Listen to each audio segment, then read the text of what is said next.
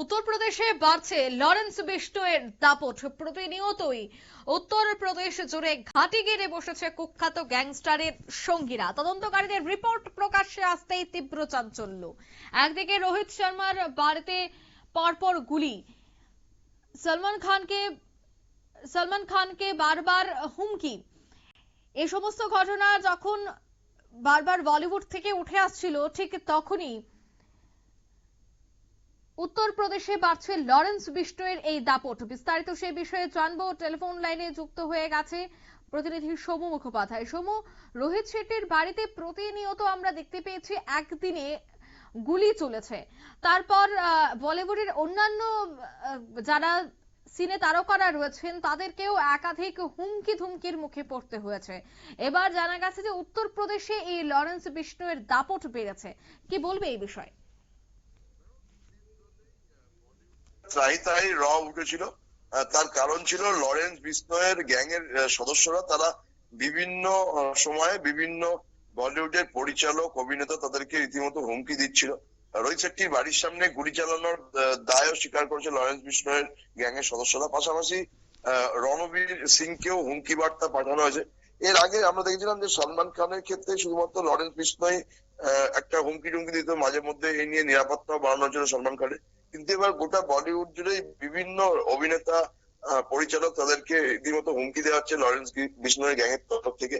এবং এই নিয়ে তদন্ত করতে গিয়েই একটা চাঞ্চল্যকর খবর পেয়েছে তদন্তকারী অফিসাররা। তারা জানতে পেরেছে যে উত্তরপ্রদেশের প্রতিটা জেলায় কুখ্যাত গ্যাংস্টারের সদস্যরা ছড়িয়ে পড়েছে এবং সেখানে তারা একের পর এক অপরাধমূলক কাজকর্ম করছে। যেটা জানা যাচ্ছে যে উত্তরপ্রদেশ হরিয়ানা থেকে এই 7 জনকে গ্রেপ্তার করা হয়েছিল। তাদেরকে জেরা করে জানতে পেরেছে যে উত্তরপ্রদেশের শাহরানপুর, মিরাট, বিজয়নগর, আমরোহা, ইটাওয়া, ইটা, মোরাদাবাদ, বরেলি, আগ্রা, নয়ডা, গাজিয়াবাদ এবং আলিগড় সহ উত্তরপ্রদেশের পশ্চিম দিকের জেলাগুলিতে লরেন্স বিষ্ণয় রীতিমতো ঘাঁটি গেড়ে বসে আছে।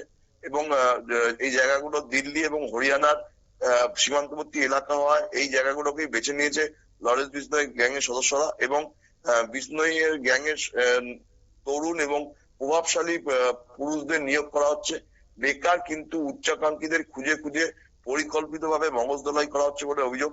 পাশাপাশি কম সময়ে প্রচুর অর্থ লোভ দেখানো হচ্ছে, তারপর তাদেরকে প্রশিক্ষণ দেওয়া হচ্ছে এবং অভিযান পরিচালনার জন্য জেলা স্তরে মডিউল তৈরি করা হচ্ছে। ইতিমধ্যেই মুম্বাই অপরাধ দমন শাখা এবং উত্তরপ্রদেশ স্পেশাল টাস্ক ফোর্স তারা যৌথভাবে তদন্ত করছে এবং সম্ভাব্য প্রশিক্ষণের স্থানগুলো চিহ্নিত করার চেষ্টা হচ্ছে। যেভাবেই হোক তারা এই নেটওয়ার্কটা ভাঙার আপ্রাণ চেষ্টা করছে। ইতিমধ্যেই প্রত্যেকটা জেলায় উত্তরপ্রদেশের প্রত্যেকটা জেলায় সতর্কতা জারি হয়েছে, যেটা দাবি করা হয়েছে যে যদি এখনই এই কুখ্যাত গ্যাং এর কার্যকলাপ বন্ধ না করা যায় তাহলে উত্তরপ্রদেশ জুড়ে কিন্তু একটা নতুন মাফিয়া মডিউল তৈরি হবে, যেটা কিন্তু আগেকার যে মুস্তাক আনসারি বা এই আনসারি গ্যাং এর যে নেটওয়ার্ক ছিল তার থেকে অনেক ভয়াবহ হবে বলেই কিন্তু আশঙ্কা প্রকাশ করা হয়েছে। অঙ্কিতা, একদমই ধন্যবাদ। অর্থাৎ এ নিয়ে কিন্তু একটা বড়সড় আশঙ্কা প্রকাশ করা হচ্ছে। তবে উত্তরপ্রদেশ জুড়ে এবার কিন্তু তল্লাশি শুরু হয়ে যাবে, কারণ যে রিপোর্ট প্রকাশ্যে এসেছে তদন্তকারীদের রিপোর্টে, সেই প্রকাশিত রিপোর্টের পরেই তীব্র চাঞ্চল্য ছড়িয়েছে। নিয়ে নিচ্ছি ছোট্ট একটি বিজ্ঞাপন বিরতি, সঙ্গে থাকুন।